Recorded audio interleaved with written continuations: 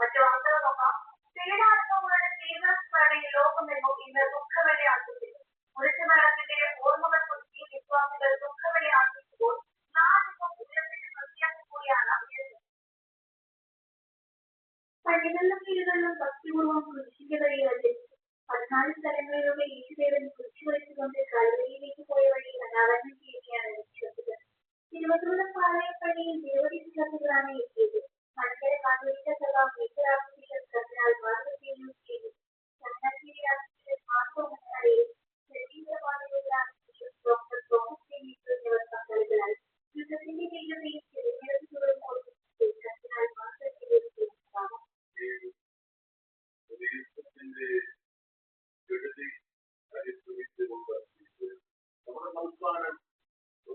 കാലഘട്ടത്തിന്റെ ചൂടില്ല. എല്ലാ മുന്നണികളും അവരുടെ പ്രകടന പത്രികകൾ തയ്യാറാക്കി അവതരിപ്പിച്ചുകൊണ്ടിരിക്കും. അവരുടെ എല്ലാ ആലോചനകൾക്കും നല്ല ദർശനങ്ങൾക്കും ദൈവത്തോട് നന്ദി പറയുന്നു. തിരുവനന്തപുരം സെൻട്രൽ ഇടതു സ്വതന്ത്ര സ്ഥാനാർത്ഥി സുധീർക്കരമന വട്ടിയൂർക്കാവ് ഇടതു സ്ഥാനാർത്ഥി വി.കെ. പങ്കാളികളാണ്. ക്രൈസ്തവ സമൂഹം പല വെല്ലുവിളികളും നേരിടുന്നതിനും സഹനങ്ങൾക്ക് മുന്നിൽ തളരുന്നതിനും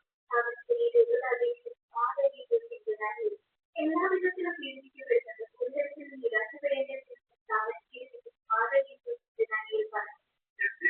സംബന്ധിച്ചുള്ളത് ഗവൺമെന്റുമായിട്ടുള്ള ചർച്ചകൾ നടക്കുകയാണ് എന്ന് നമുക്കറിയാം. നമുക്ക് പ്രത്യാശയാണ്. നമുക്ക് അങ്ങനെകളും പീഡനങ്ങളും നമുക്ക് എപ്പോഴും ഉണ്ടാകും. വേറെ പ്രത്യേകിച്ച് സഭ ഏതാണ്ട് പീഡിപ്പിക്കപ്പെട്ടിട്ടുണ്ട്, പ്രിയപ്പെട്ടവർ ഒറ്റ കൊടുത്തിട്ടുണ്ട്. ആരാണ് പറയുക? സഭയെ പീഡിപ്പിക്കാൻ തളർന്നു പോകുന്നത് തന്നെ. ശുശ്രൂഷകളും നടക്കും. കാക്കനാട് നോക്കിൽ മേജർ ആർച്ച് ബിഷപ്പ് സ്ഥാപിക്കപ്പെട്ടു.